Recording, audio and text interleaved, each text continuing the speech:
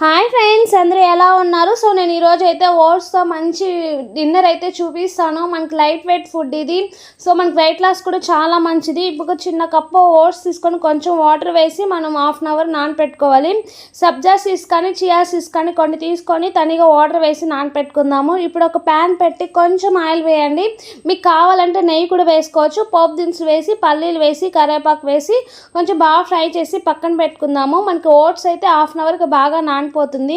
So ఇప్పుడైతే మనము ఇంకా ఓట్స్లో కొంచెం పెరుగు వేసుకోండి, మజ్జిగన వేసుకొని నేనైతే పెరుగు వేసుకున్నాను. ఇదంతా బాగా కలుపుకొని ఇప్పుడు ఆనియన్స్, క్యారెట్, సీడ్స్ నానపెట్టాం కదా, సో అది కూడా వేసుకుందాం. మనకు కావాలంటే దానిమ్మ కూడా వేసుకోవచ్చు. చాలా బాగుంటుంది టేస్ట్ అయితే. ఇది మనకి ఈవినింగ్ టైంలో చాలా లైట్ వెయిట్ ఫుడ్ ఇది.